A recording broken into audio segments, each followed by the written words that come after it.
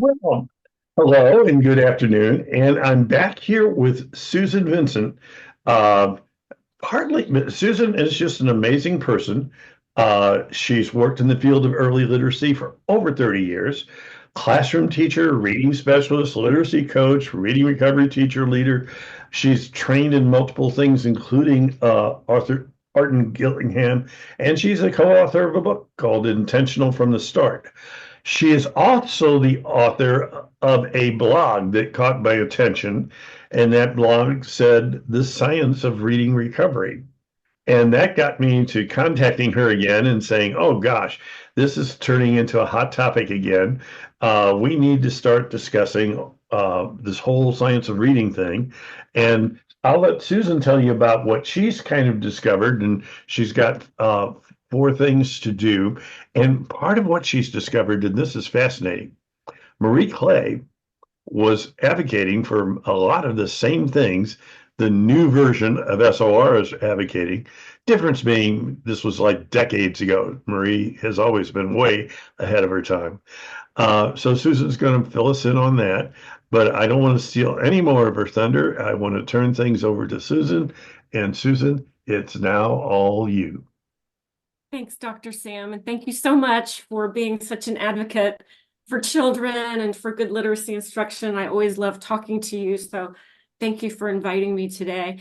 And I just wanted to say, the blog you read for the Reading Recovery Journal was called The Science, it looks like The Science of Reading Recovery, which could be interpreted the science of the Reading Recovery program.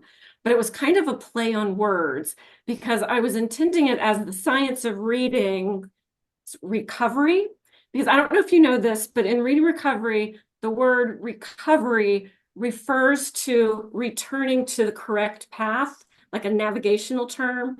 So it's children returning to the path of literacy, like correcting their course if they've gone off course.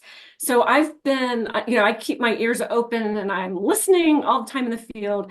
And in the world of science of reading, it sounds like they are going through a self-correction of their own, like trying to get back on course.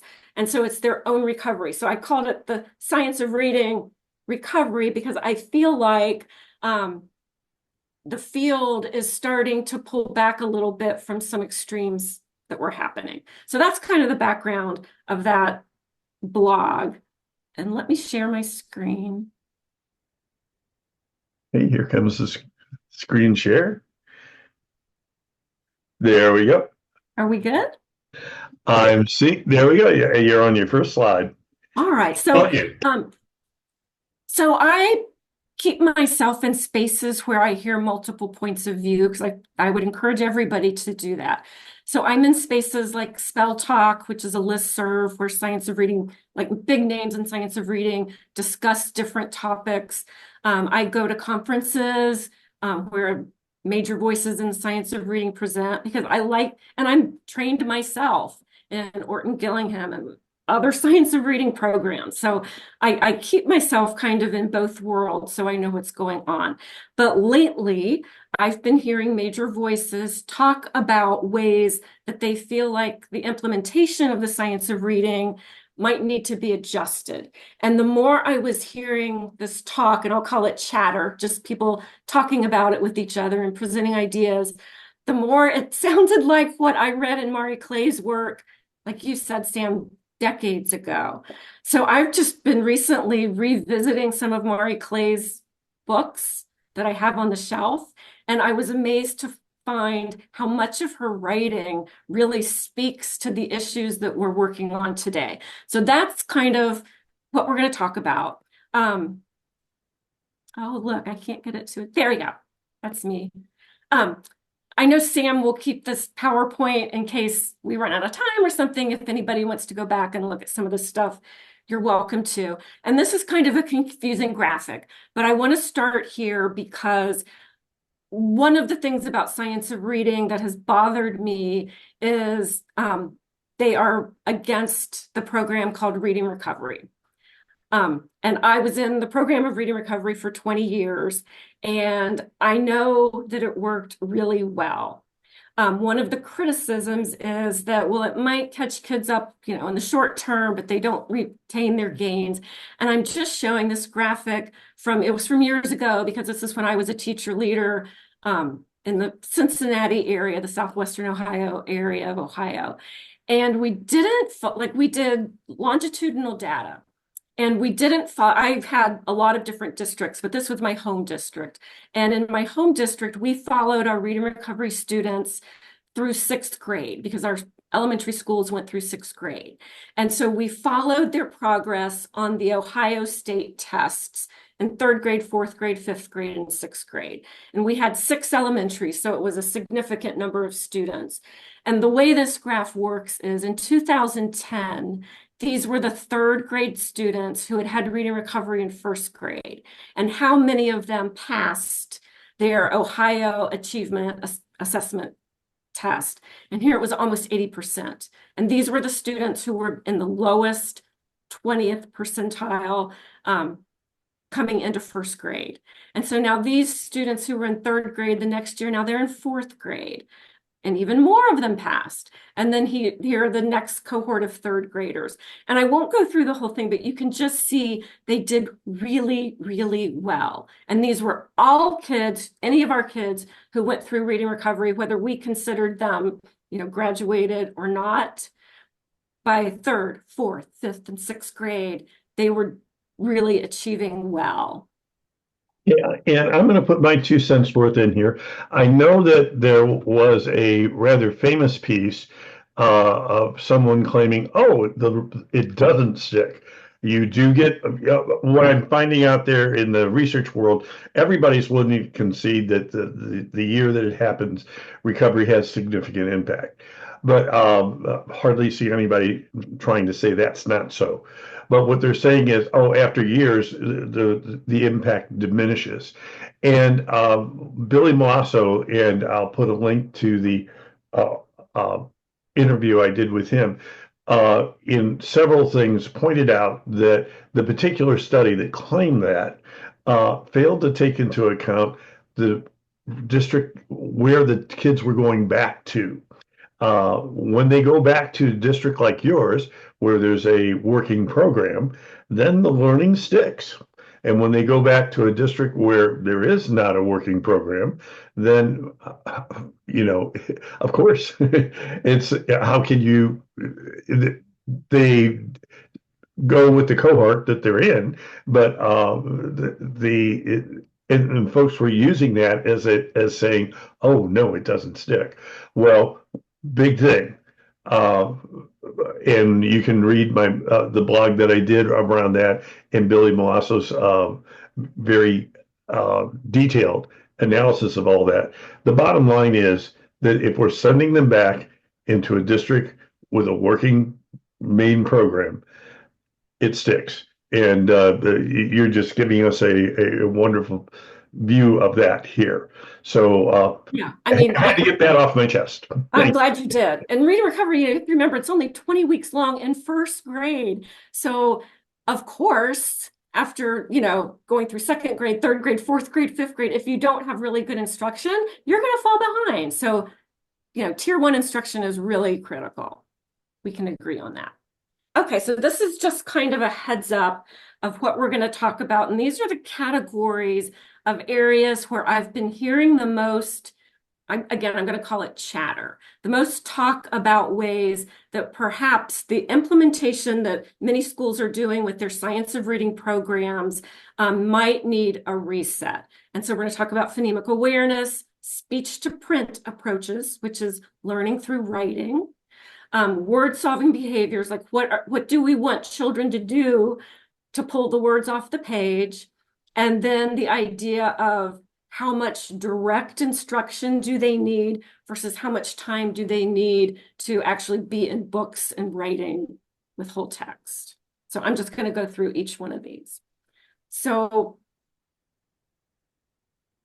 one of the big areas where I'm hearing a lot of talk is in how phonemic awareness instruction is being implemented. And most of you probably know almost every school that you're in, they have the same program. It's a very popular phonological awareness program. I don't know that I've been in any schools in the last few years that doesn't use the same program. And teachers love it. It does a good job of teaching phonemic awareness skills. However, many schools implement that program for years. Everybody in every grade is getting this type of instruction when actually we know that you can overdo phonemic awareness instruction. And we've known that since the National Reading Panel.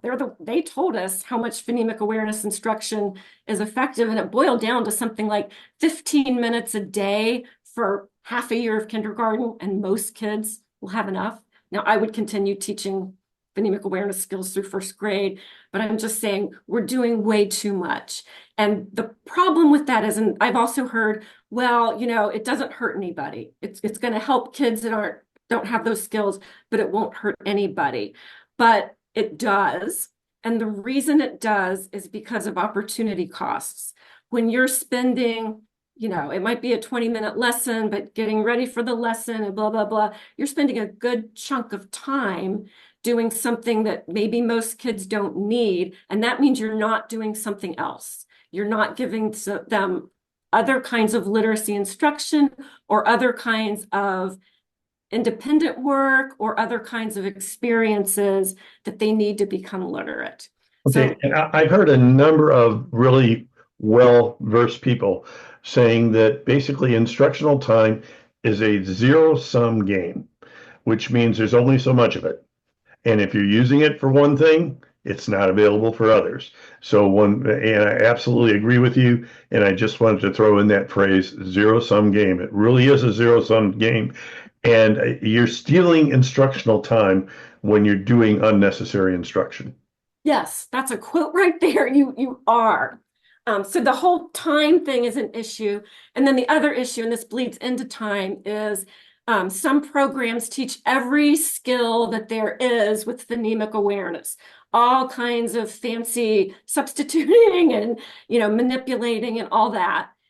Nothing wrong with that. However, there are two skills that research shows give the biggest bang for the buck. And if we teach these two skills, the other skills will end up coming as children become readers and writers. And those two skills are segmenting words. Can I,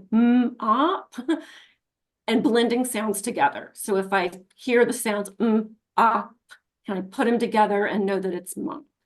And so I went to Clay because I truly didn't remember, like, did she address these things or not? And she did. And I'll see our pictures are in my way here. I'm going to move us out of the way.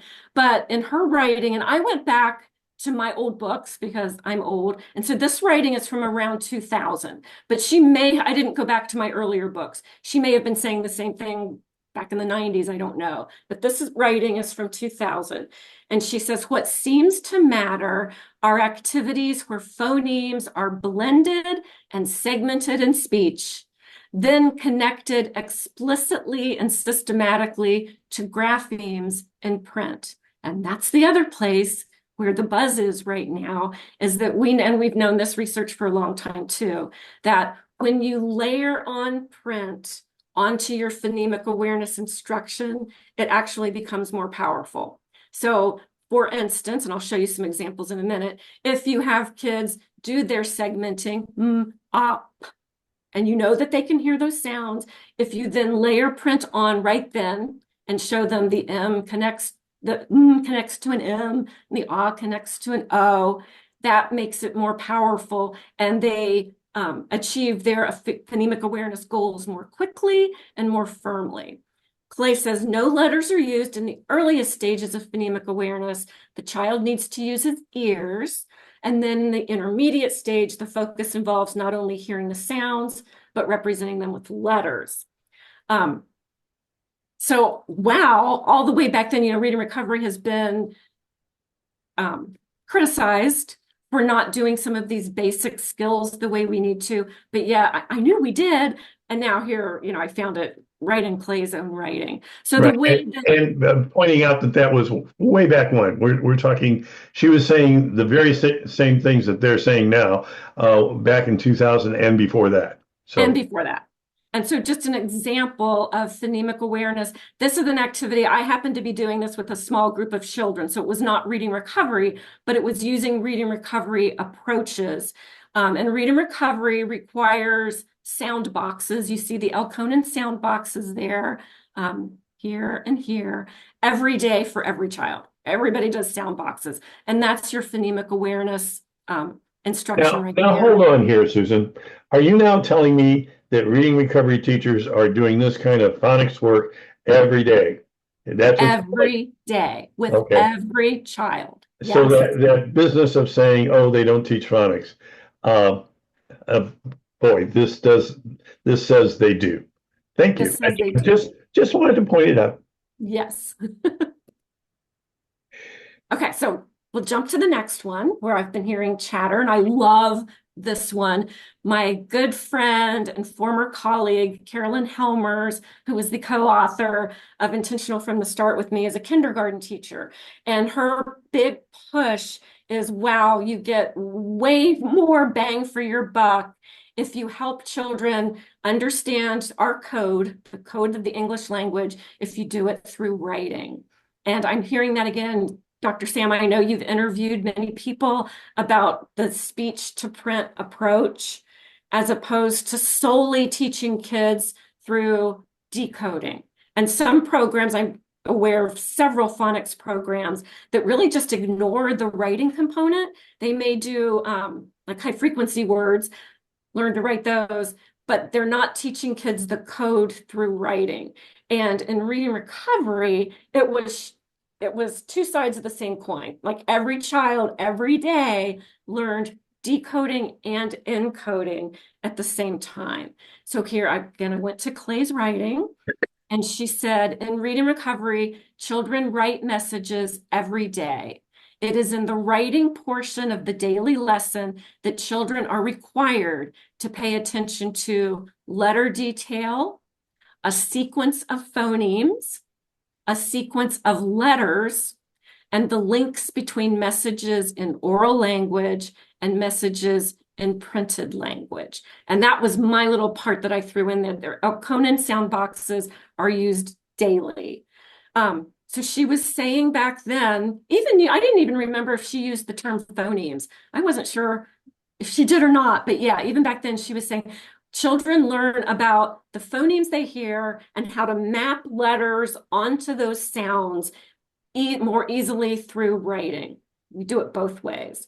And she also, and I don't have this in writing, but someone told me who was close to Clay that she said she regretted not naming her intervention reading and writing recovery instead of just reading recovery, because she viewed the writing piece as equal to the reading piece. So, Okay, and again, I'll throw in my 2 cents worth here about comprehension. If you are writing messages, real messages, authentic things, and boy, I hope a bunch of recovery teachers share on this blog some of the writing the kids have done over the years. It's just amazing. But the key here is that means comprehension is a daily thing. And meaning is at the center of things. So this writing component is also a very strong comprehension component. Uh, just had to say that. such a great point. And I love that you say meaning is at the center of everything, because meaning can be at the center of everything and you can still teach skills. Just because you say meaning is the center of everything doesn't mean that you're not going to teach the skills that they need to be literate. And so I just put an example here of a child. We were writing about the little book that we just read, which would, it wouldn't be labeled as a decodable book, but it was a decodable book. And you can see on the side, those are all the words that he was sounding out, trying to take the words from his mouth, segment them into sounds, and match print onto them. And then he would put them into his story. So yeah, and all about comprehension, because he ends up with a piece that he can read back that makes sense to him. Okay, I'll do another little piece of my recovery training early on in recovery during roaming the known. during roaming. Okay. Uh, I learned what effectively is language experience, where you take what the kid has written and then you come back to those and have the kid write, read back to you the things the kid has written. And that has become a staple for me for kids of all ages. And I first picked that up in recovery. And the fact that I'm looking here at what is, again, a meaningful message the kid is writing themselves, and they come back and read and reread that. That's very powerful instruction. It is. I love language experience. I teach here at Miami University. This is my alma mater, and I learned about language experience when I was here as a student all the way back then as being one of the most powerful things you could do with kids, and it still is today. It still is today. Okay, then the next one. This is kind of a big one. And we're running out of time. So I'll just kind of jump through this. But one of the areas that there's been some like disagreement about is when kids are learning to read, should they only be given books and words with phonics principles that they've already been taught how to decode so that they are not exposed to words that they won't be able to decode, and that will stop them from guessing. So they'll only read things they don't have to guess, they'll just be decoding it. Or should they be given reading material that sounds more like our natural language, but might have words in it that they haven't learned the phonics principles for? And we swung pretty far in one way with, only decodable books, and they have to be so carefully matched, can't have words that they haven't learned how to decode. But now, and I'm quoting Debbie Hepple-White, who you may not have heard of, but I had heard of her because I'm friends with a lot of teachers in the UK. And she was on the UK's national reading reform committee. And people thought she was really heavy hammered with the science of reading. But here's what she said. There is a danger that teachers are becoming wedded to the idea that beginners must be asked to read only the cumulative decodable words. And then she goes on common high frequency words that they've been taught. And she's saying that's wrong. You can skip down there to the bottom. And she says that's becoming too restrictive and too prescriptive in the classroom. So even somebody who is leading the charge for decodable books is saying, wait a minute, that's a bridge too far. And one of the reasons it's a bridge too far is that kids need to read things that sound like normal language, like they talk and everybody around them talks. And when you do that, when you put those kind of books in front of kids, they are going to come to words that don't match their decoding skills. And so set for variability is a concept that says readers have to be flexible enough that when they decode a word and it doesn't make sense, they are willing to search their vocabulary for a word that would sort of fit those sounds, but that does make sense. And so you use decoding first, and then you map on meaning to solve the word, which sounds very similar to me to MSV, which is what they call 3Qing, which is what I always thought the same idea. You start sounding it out, and if it doesn't work, you've got to be constantly thinking about what makes sense. So. Hey, well, and I would point out that Heidi Messmer, on the whole issue of decodability, has basically said the place for decodable books is very early in the reading process. And but I'll just leave it at that. There are people on this side of the pond that are thinking that way too. Yes.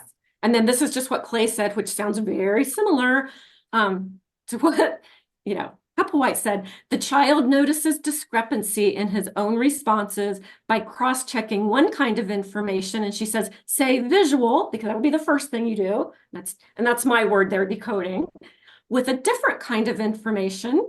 And she says, say meaning, to, come up with a response that works for both comprehension and for decoding. And she says this is seen less often during better readers don't have to do it as much. We do it a little bit. Here's an example.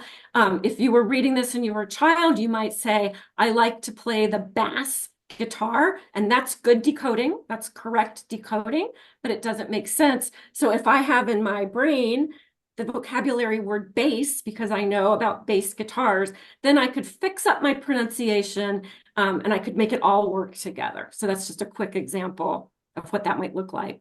Okay, and I'll throw in one more thing here, and that is that word cross-checking.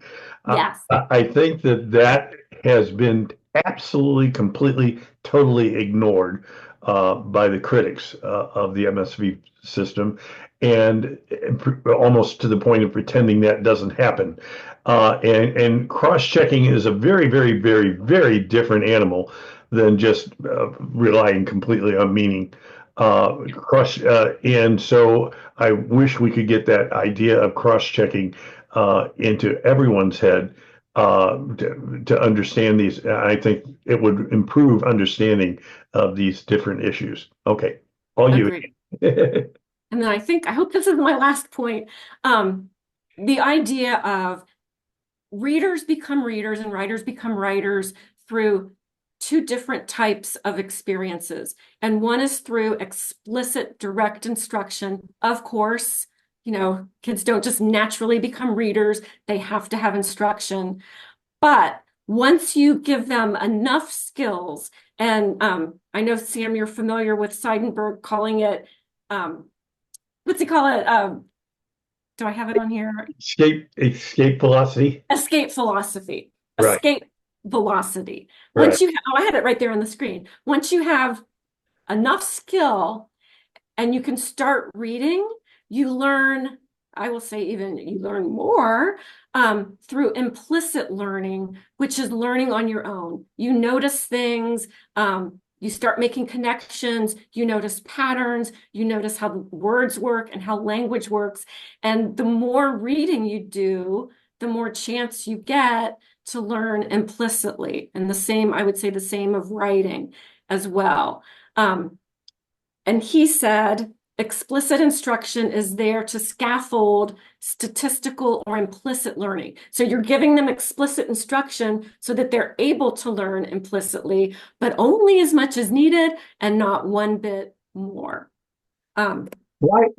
Explain to me why, as you say that, the words self-extending system come to my mind.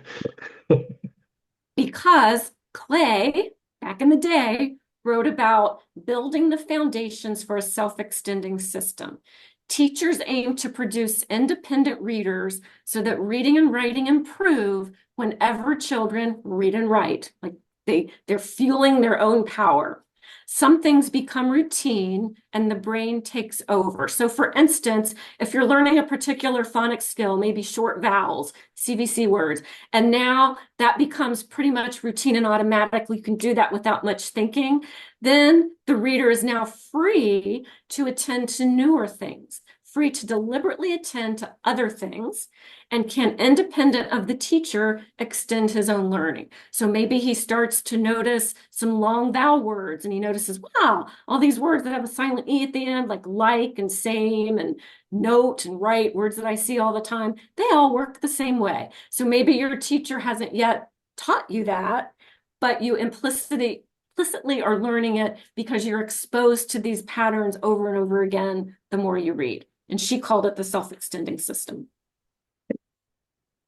I think that's it. I put some more slides in here for anybody who wants to look, who can just see a reading recovery lesson, how you bookend connected text with isolated skill instruction. So it really does both. It allows opportunities for implicit learning and opportunities for explicit direct instruction. Hey, so and you're quite willing for me to include this as a link within the blog where people could just download this the Yeah, PDF of your absolutely. presentation. Okay, well, this is the point where usually I say, have we left off anything? Anything more you want to say before we wrap things up? I guess I would only say I think all of us should be in multiple spaces to learn. Don't just stay with people who think exactly like you do or have always taught the way you do. Put yourself out there and find out what's going on in the field and what the chatter is, because I think it's when we hear other perspectives, we can see how much we agree on. We agree on a lot about how children learn to read.